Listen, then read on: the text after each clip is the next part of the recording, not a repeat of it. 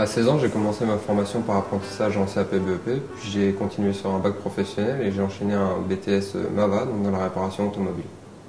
J'ai suivi ces 7 années d'études en apprentissage entre un CFA et une filiale du groupe Peugeot, en Normandie, ma région d'origine. 6 mois avant de passer mon BTS, j'avais le choix de continuer en licence professionnelle au MSA, donc qui se dirigeait plus vers l'organisation, le management des services après-vente de l'automobile. En février de ma dernière année de BTS, j'ai déposé mon dossier de candidature après examination des dossiers et un premier entretien, et ma candidature a été retenue pour cette licence. Cette licence permet de développer toutes les bases nécessaires, comme par exemple le droit, le marketing, l'économie-gestion, le management, et d'autres plus professionnalisantes. Je pense par exemple à l'étude des tableaux de bord, des indicateurs ateliers et du développement commercial des services de l'automobile. Je suis cette formation à l'Université de Marne-la-Vallée en région parisienne et en alternance avec une des filiales du groupe Mercedes-Benz Paris. Cette mobilité me paraît être un point fort indéniable tant pour ma formation professionnelle que pour mon expérience personnelle. Travaillant auparavant dans une filiale du groupe Peugeot France, qui m'a formé à la réparation automobile, le changement d'entreprise s'est fait sans trop de difficultés. L'adaptation aux nouveaux logiciels et à une clientèle différente s'est faite avec le temps et avec l'accompagnement des collaborateurs qui m'ont aidé dans mon apprentissage.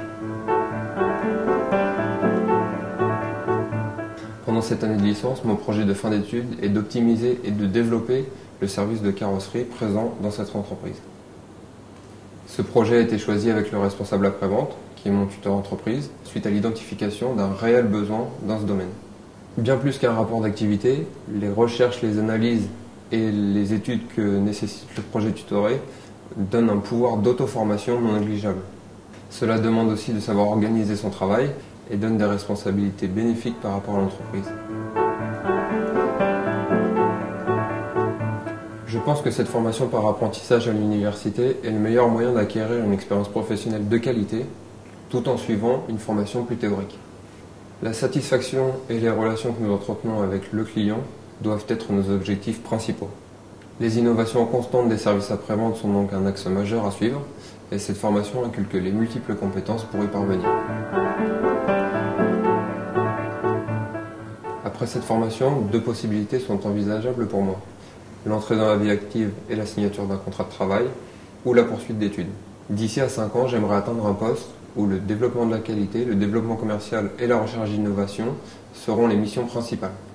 Ce qui me motive dans ce métier, ce sont la réflexion, la recherche de nouveautés, le management d'équipe et le suivi du développement d'un service.